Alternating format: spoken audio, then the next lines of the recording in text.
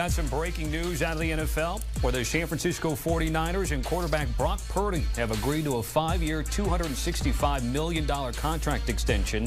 That's the latest from our NFL insider, Jonathan Jones. Represents a gigantic raise for the former 7th-round pick who's made less than $1 million in base salary each of the first 3 seasons in the NFL. Purdy led the Niners to the Super Bowl in the 23 season, his first full year as the starting quarterback. I'm Tommy Tran, now joined by Rand Carthon, former GM and an analyst for us here at HQ. So, Rand, I ran through the numbers, also being out there, $181 million of that guaranteed. What's your reaction to the news today? I mean, first of all, I'm happy for Brock, especially having been there with him when he was drafted as Mr. Irrelevant, seeing the hard work that he put in to get to this point. So extremely excited for him and his family. And I'm just really more interested in seeing what the real numbers are, right? There's the reported numbers, the 5-year, 265, and then there's the real numbers. What is the real cap numbers going to be? So that's what I'm really interested in seeing. I thought, and Ryan Wilson and I, we were just talking about this with the First Pick podcast yesterday. I thought it would be more in the $40 million a year range. But $53 million, you can't argue it. He's earned it. And you're talking about a San Francisco team that goes into this offseason with $38 million in cap space. So there is room to fit this contract. But like I said, I'm interested in seeing the real numbers. Okay. More to follow there, Rand. Sit tight because we're going to bring in our guy, Brian McFadden, to HQ. BMAC, I don't know if you heard Rand's comments there, but Brock Purdy now tied for the 7th most AAV as a quarterback in the NFL. Deserving. I'm like Rand. I'm happy for Brock Purdy because he's an individual that has exceeded the expectations, becoming a pro. He's an individual that has actually kept some heat off of John Lynch and Kyle Shanahan there in San Francisco because of his ability to jump into the lineup and not miss a beat. Because remember, he was never supposed to be the guy. There was 2 other individuals that were supposed to be QB1 out there in the Bay Area for the 49ers, and things did not go accordingly. And then in came Brock Purdy, who took advantage of the said opportunity that led to a nice, massive deal today for him. So kudos to Brock Purdy and being consistent and being able to face a lot of adversity, draft adversity, being Mr. Irrelevant and being able to cash in on a major deal today. Let me follow up on that. And guys in the back, let's bring up that AAV chart once again that has Brock Purdy tied for 7th with Jared Goff at $53 million a year.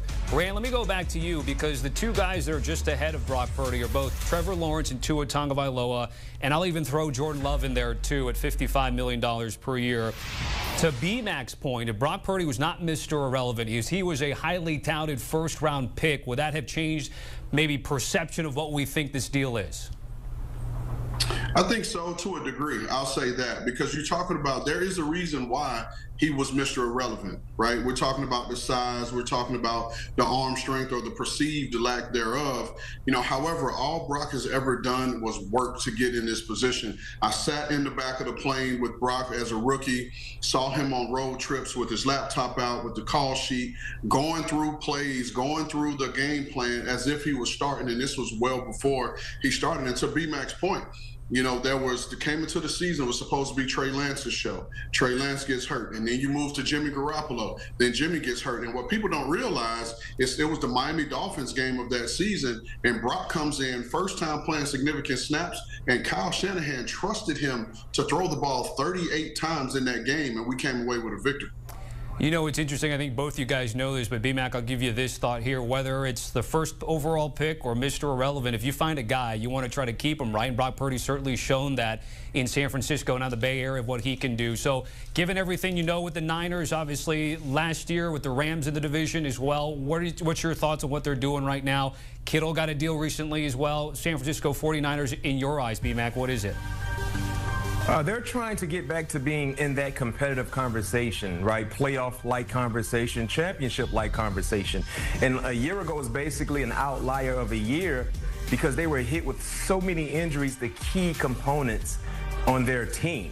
Now being able to give extensions to George Kittle, being able to lock up your QB1 of the future moving forward, you can focus all your attention on the task at hand, which is the game of football. Remember, a year ago, they had so many distractions going on solely around Brandon Ayuk, the hold in, the hold out, trying to get a deal done. He flirted with other organizations. So it was almost like, after having a really, really good year in 2023, you came into 2024 with so many things that were not football on the field related.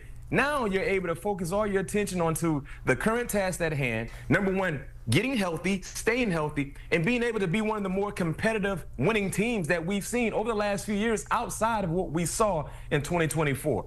They do have, when speaking of the schedule release that we had this week, one of the easier schedules at 4-1-5 in terms of winning percentage of what they've got coming up there. And as we're taking a look at their full schedule, Rand, I want to get back to you in terms of team building and roster composition, because I know generally the dream is to try to win a Super Bowl during a window where you have a rookie quarterback. Now that you have to pay the quarterback, what's the challenge from a front office perspective?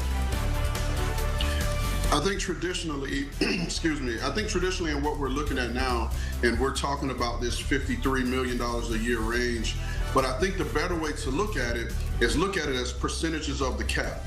Right? Because as the cap goes up, a lot of these numbers around the league are going to go up. And so now you're going to start seeing the smart teams, the San Franciscos, the Philadelphias, and teams like that that know how to maneuver within the cap spaces. How much of this is going towards your actual cap? And I think once the percentage starts to get high, that is when you should get worried and being able to construct an entire team. But don't let the number 53 million or 55 or even Dak Prescott 60 scare you away when you look at it from the standpoint of percentage of the cap. B-Mac, you want to follow on that? Yeah, and the thing I love about this deal as well, there are a lot of Brock Purdy haters out there that are saying he shouldn't be in the $50 million per year range. No, don't listen to that foolishness. He should be in the $50 million per range. But I like this deal because, Rand, you talked about the numbers, the inside numbers that we haven't been privy to see just yet. But just imagine if it is 53, right? He's nowhere close to having the Dak Prescott-like deal. He's getting less than Trevor Lawrence. He's getting less than Tua Tagovailoa, less than those guys. So the organization still has some money to play with to be able to add more pieces to their team. So if you're Brock Purdy, and you talked about how he came into the league, Rand, before becoming a player, still studying like he was a guy that said, I don't want to break the bank. I don't want to sit on top of the bank with a crowbar. I just want a fair deal. And guess what? They gave him a fair deal. He's happy with it. And he understands, because I didn't try to break the bank, there's still money left for us to add to other areas on our team that can keep us competitive in the National Football League. So I love it. Definitely a fair deal for either side. And I'm smiling from ear to ear, just like if I was Brock Purdy. And I'm not, because my pockets are extremely flat right now and his is inflated. Here's what I'll follow up with that. I had 2 points, now 3. B-Mac, if you were on the other side of this getting $53 million a year, I don't think we would have you on camera right now, because you'll be in the middle of the street dancing, running up and down the street, probably with your shirt off. So that's a whole nother topic. However, 2 points. And we're talking about this quarterback market. We saw the top of the market is 60, and Brock's now in the 7th place at $53 million a year. However, one thing I'll say, it's the cost of doing business. No matter what you think about him as a starting quarterback, you have a starting quarterback in the National Football League that has led you to a Super Bowl. That is the cost of doing business. And then I'll take it a step further with my other point. You look at the other couple names that are above him, and who would you rather have leading your franchise at this point? And no disrespect to Trevor Lawrence or Tua Tagovailoa, but would you rather have those guys, or would you rather have Brock Purdy and knowing what these guys have done with the teams that they've been surrounded with? All right, Rand, B-Mac, certainly appreciate it. We got to hit a break here on CBS Sports HQ. But Brock Purdy, that is the big news here on this Friday. He is getting paid. And you see the numbers there, paid well. 5-year, $265 million deal with $181 million of that guaranteed. It secures him in the Bay Area for the next handful of years as he tries to continue to help the Niners win another Lombardi. We're going to hit. Tiếp theo.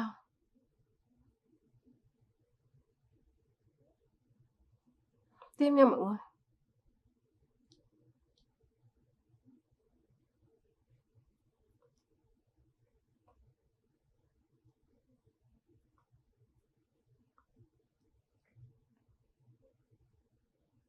Đấy, mình móc luân phiên cho đến hết.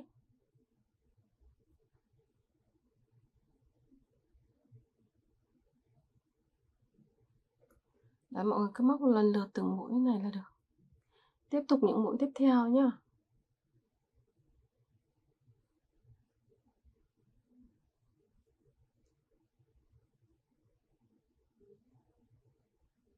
Mình gỡ thêm len ra.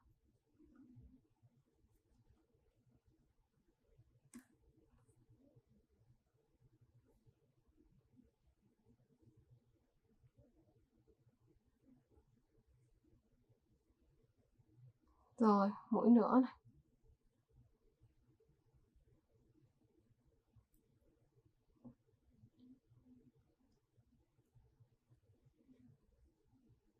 Mũi tiếp.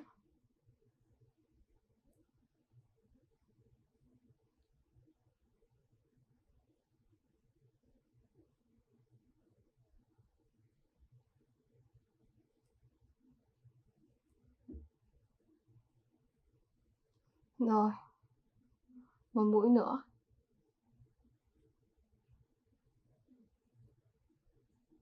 Bây giờ móc nối vào đây và siết dây nhé.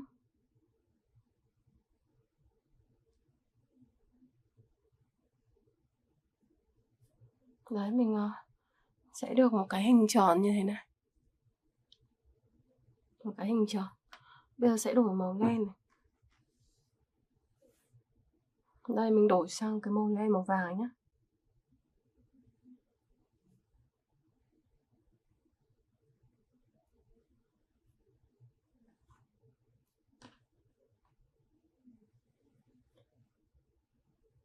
Đây, bây giờ sẽ móc vào.